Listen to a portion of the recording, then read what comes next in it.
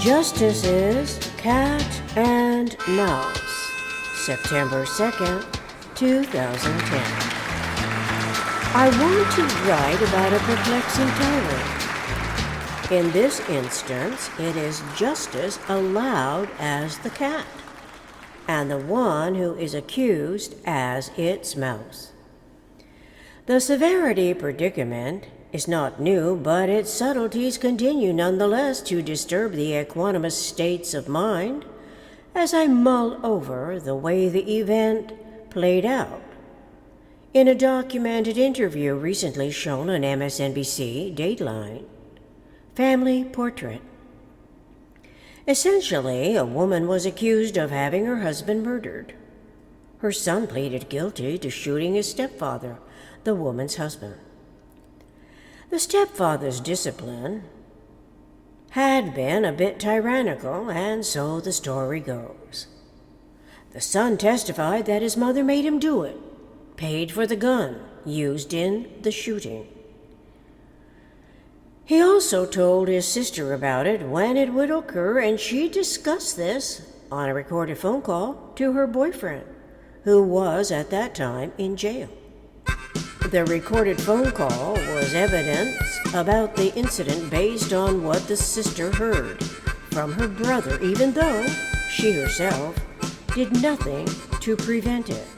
In turn, she was a witness for the prosecution, and in an emotionally riveting account, worked it against her mother. I assume she was granted immunity since she knew about the impending crime and otherwise would have faced charges. In the end, she was not charged with anything at all.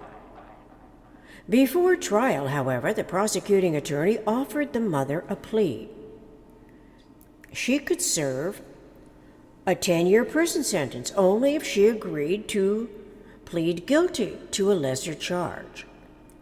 If she went to trial and lost her case, she would have to serve a life sentence without the possibility of parole.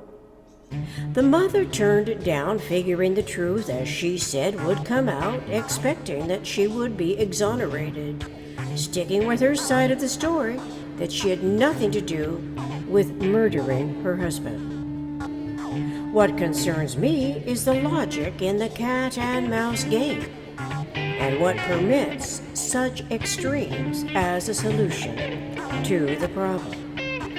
If imprisoning people because they pose a threat to the community and are a danger to the public safety, why was this woman less so before the court trial when offered a term of 10 years? Had she pled guilty to the lesser charge, accepting the district attorney's evaluation of her as a public safety concern, when he figured that 10-year period of incarcerated time sufficient on his ledger to correct the problem? Precisely when did that sense of it compound into a lifetime behind bars? Absolutely without any possibility of parole. The answer seems to be when Justice Tyrant plays cat. The accused plays the mouse, and the people look on, wherever criminal justice presides over a very asymmetrical accounting system. Regardless, the people have to pay for it in one way or another. The unconscionable time and energy at every step apply to the cat, whose logic escapes me, the mouse that is caught up in its maze, all the actors involved in it. If the unconscionable nature of the offense could be satisfied by one man's perspective judgment for that moment only, during the possibility of a plea, when the prosecutor virtually becomes the judge and jury, sparing her the execution of the court's judgment, virtually granting that person a longer potential amount of time to live a normal life after time served, but when the accused rejects the terms of it, the unconscionable nature of the offense still exists, and she reverts to being a great threat to public safety once again. What makes the unconscionable nature of the offense increase in severity to a greater number of years based on such a strategy? A lifetime is an indefinite number, since under normal circumstances, no one knows exactly how long anyone will live.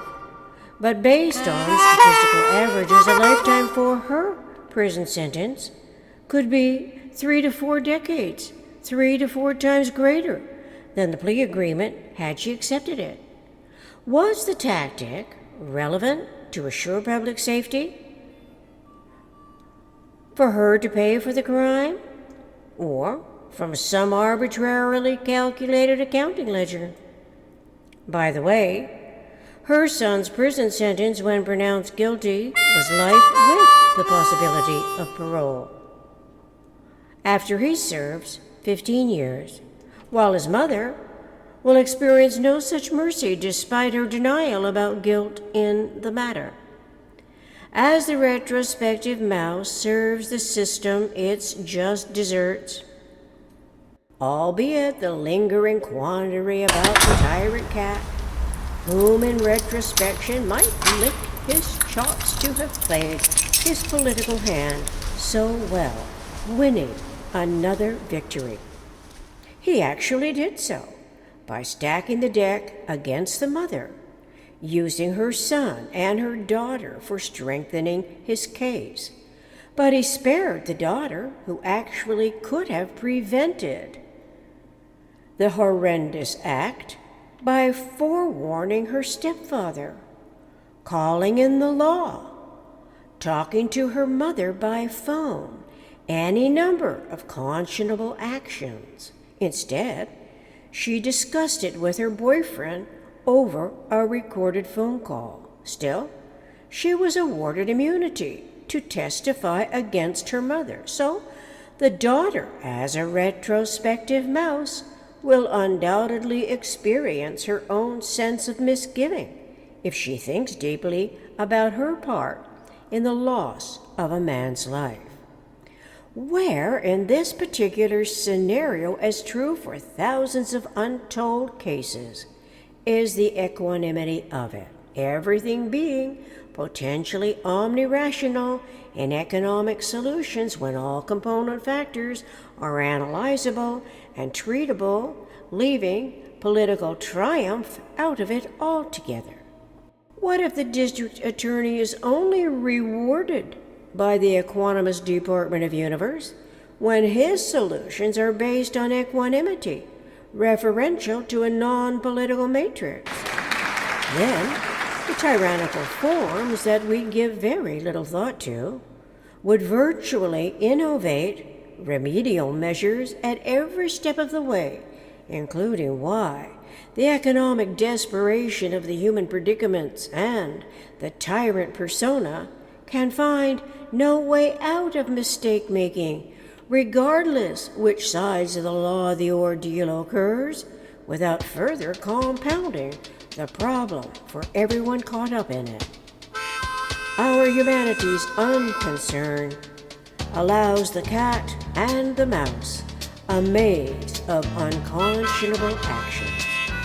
It allows our reactions and the politically motivated resultants to enable justice's asymmetrical accounting system. It must also remind us that all things can be considered and reconsidered from an equanimous perspective in an omnirational universe where equanimity prevails and no tyrants are allowed. Let us consider the equanimous Department of Universe wherever the tyrant exists. Thank you very much for your interest in this